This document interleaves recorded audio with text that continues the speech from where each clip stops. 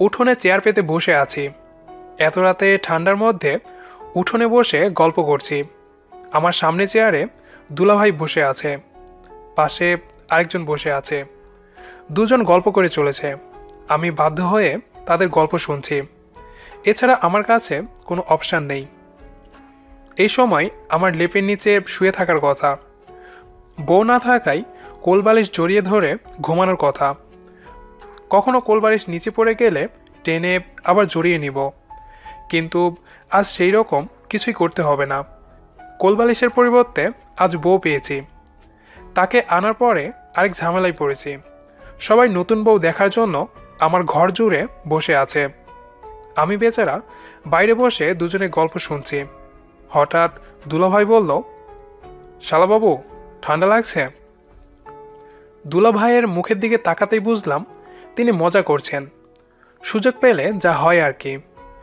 আমি মুচকি হাসার চেষ্টা করে বললাম, না, ঠিক আছি। তিনি বললেন, আর তো কিছুক্ষণ, তারপরে ঠান্ডা লাগার বদলে গরম লাগবে। চুপ করে বসে থাকলাম। ওনারা দুজন বলে হাসতে থাকুক। পাশের জন বেশ মজা পাচ্ছে মনে হয়। উনি আভার দুলাভাই। উনিও মজা করতে পারেন, সেটা বুঝতে পারলাম। একটু আগে একবার রুমে গিয়েছিলাম। ঘরে ঢুকতেই ছোট ভাই বলল, এই রুমে এত ঘন ঘন আসছিস কেন? তোর বউ অন্য কেউ নিয়ে যাবে নাকি? আরেক বিপদ, আমি এসেছিলাম লুঙ্গি নিতে। এই বিয়ের পোশাকে কতক্ষণ থাকা যায়? ছোট ভাইয়ের কথা শুনে এমনিতেই বেরিয়ে এলাম। দুলাভাই উঠে দাঁড়ালেন, আমার দিকে তাকিয়ে বললেন, চলো এবারে ঘরে চলো, অনেক রাত হলো। এতক্ষণে তবে বুঝতে পারলো। দুলাভাই উঠে আমার ঘরে গিয়ে সবাইকে বের হতে বলল। আভার দুলাভাই পাশে দাঁড়িয়ে বলল, শোনো, নার্ভাস হওয়ার কিছু নেই। প্রথম প্রথম একটু নার্ভাস লাগে। লোকটার দিকে তাকালাম। মুখে দুষ্টুমির হাসি মিশে আছে। ওনার কথাই মনে হয় উনি বেশ অভিজ্ঞতা সম্পন্ন। উনি কয়বার বাসর ঘরে ঢুকেছেন জিজ্ঞেস করতে গিয়ে থেমে গেলাম। বাসর ঘর থেকে সব লোক বেরিয়ে গেছে। আমি রুমের সামনে দাঁড়িয়ে আছি। আভার দুলাভাই আবার বলল, একটু নার্ভাস হবে না, যাও। আমি ভেতরে ঢুকলাম। দরজাটা লাগিয়ে দিতে দিতে ওনার কথা ভাবছি। উনি আমাকে নার্ভাস হওয়ার কথা বলল কেন? আমাকে কি নার্ভাস মনে হয়? নার্ভাস হব কেন? বাসর ঘর তো সাধারণ ঘটনা, বাংলা সিনেমায় কত দেখেছি। বসতে পারি? কথাটা বলেই চুপ হয়ে গেলাম। কথাটা কেন বললাম? উনি তো অপরিচিত কেউ না। আমার ঘরে আমি বসতে অনুমতি নিতে হবে কেন? এর আগে কখনো কারো অনুমতি লাগেনি, তবে আজ। আভার মুখের দিকে তাকালাম। ঘোমটা কিছুটা নেমে গিয়েছে। মুখের মধ্যে একটা রাগের ভাব। আমার কথাই রাগ করেছে সে। বস। চুপ করে পাশে বসলাম। ভেবেছিলাম আমাকে আপনি করে বলবে, তারপরে আমি কাছে টেনে নিয়ে বলবো, তুমি করে বলো। লজ্জা লাগে। আমি তোমার স্বামী, লজ্জা কিসের? সেই রকম কিছুই হয়নি। আমার গরম লাগছে। এই শীতের ভেতরে ঠান্ডা লাগার বদলে গরম লাগার ব্যাপারটা অস্বাভাবিক। নার্ভাস হওয়ার কারণে এমন লাগছে মনে হয়। দুলাভাইয়ের কথাই তখন পাত্তা দেয়নি, তবে তার কথাই বেশ যুক্তি আছে দেখছি। টেবিলের ওপরে জগ থেকে পানি ঢেলে পানি খেলাম। পরিস্থিতি স্বাভাবিক করার চেষ্টা করছি, কিছুতেই পারছি না। মেয়েটির নাম জিজ্ঞেস করা চলে পাশে বসবো। তার নাম আগেই জানি, তাই আবার জিজ্ঞেস করা বোকামি। মেয়েটির নাম আভা। বিয়ের আগে কয়েকবার ফোনে কথা বলেছি, তবে সেভাবে মেশা হয়নি। ওর পাশে বসতেই বলল, নার্ভাস লাগছে। আমার নার্ভাস লাগছে সেটা কিভাবে বুঝলো? তবে কি সে আমার মনের খবর জানে? এই নাও, পানি খাও। আবার হাত থেকে গ্লাস নিয়ে আরেক গ্লাস পানি খেলাম। নতুন বউয়ের দেওয়া জিনিস না নিলে কেমন হয়? আমি ওর দিকে তাকালাম, ভালো করে দেখার চেষ্টা করছি। টানা টানা দু চোখে কাজল মাখিয়ে আরো বেশি সুন্দর লাগছে। ওর চোখের মাঝে নিজেকে হারাতেও কারো দ্বিধা থাকবে না।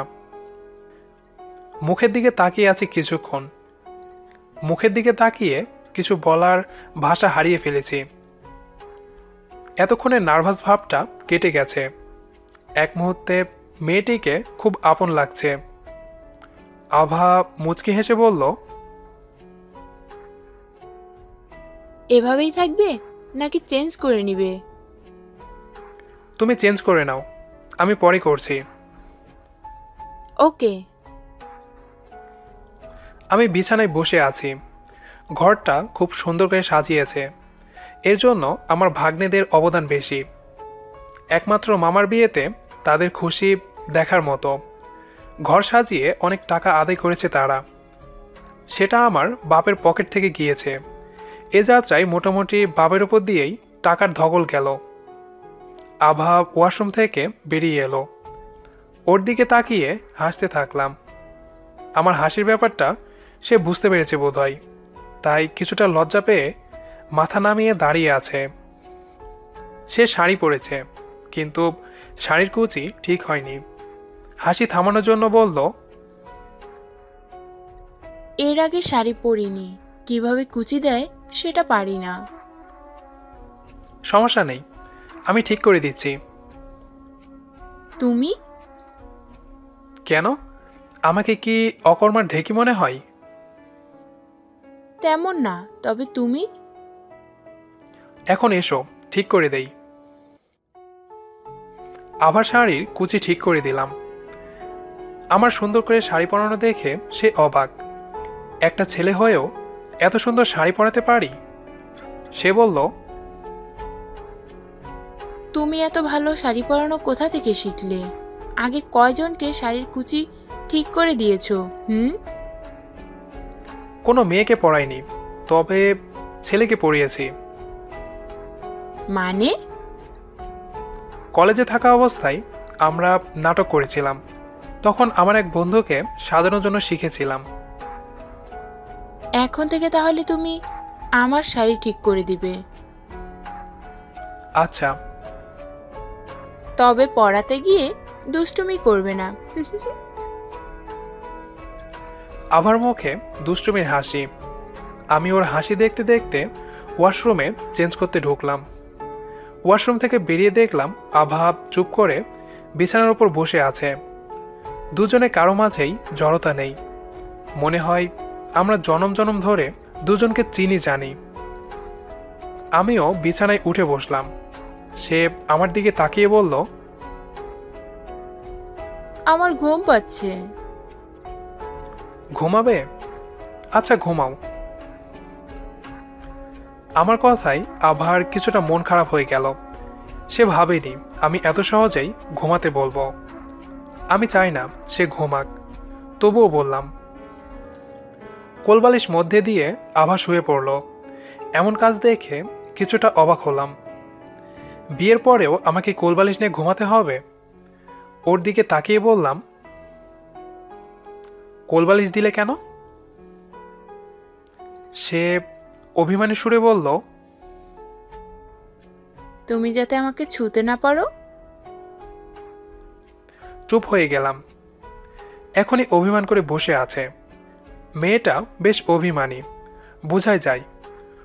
অভিমান ভাঙানোর দায়িত্ব আমাকেই নিতে হবে। কোলবালিশ নিয়ে অন্য পাশে রাখলাম। আভার পাশে আমিও শুয়ে পড়লাম। হাতটা ধরে কাছে টেনে নিলাম। চোখের মাঝে লজ্জা দেখা যাচ্ছে। লজ্জা মাখা চোখে বলল, কাছে টেনেছো ঠিক আছে, জড়িয়ে ধরবে না। কিছু নিষেধের মাঝে হ্যাঁ সূচক কথা থাকে। সে আমাকে জড়িয়ে ধরতে বলেছে। আমি কাছে টেনে শক্ত করে জড়িয়ে ধরলাম। ঠান্ডার জন্য লেপটাও গায়ের ওপর চড়িয়ে দিলাম। রাত 2টার বেশি বাজে মনে হয়। আমি চুপ করে শুয়ে আছি। চোখে ঘুম নেই। আবার চোখেও এখন ঘুম নেই। আমার বুকে মাথা রেখে মনের কথাগুলো বলে যাচ্ছে। আমি চুপ করে ওকে দেখছি। এমন একটা মেয়ের প্রেমে না পড়লেই নয়। নিজের অজান্তেই অনেক বেশি ভালোবেসে ফেলেছি। এখন দুজনের কারো ঠান্ডা লাগছে না। প্রেমের উষ্ণতায় মিশে যাচ্ছি দুজন। কষ্ট করে পুরো ভিডিওটি দেখার জন্য অসংখ্য ধন্যবাদ।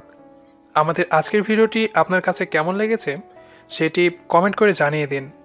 আর নিয়মিত ভালোবাসার ভিডিও পেতে আমাদের তানভীজ ভয়েস ইউটিউব চ্যানেলটি সাবস্ক্রাইব করে আমাদের সাথেই থাকবেন। ধন্যবাদ সবাইকে।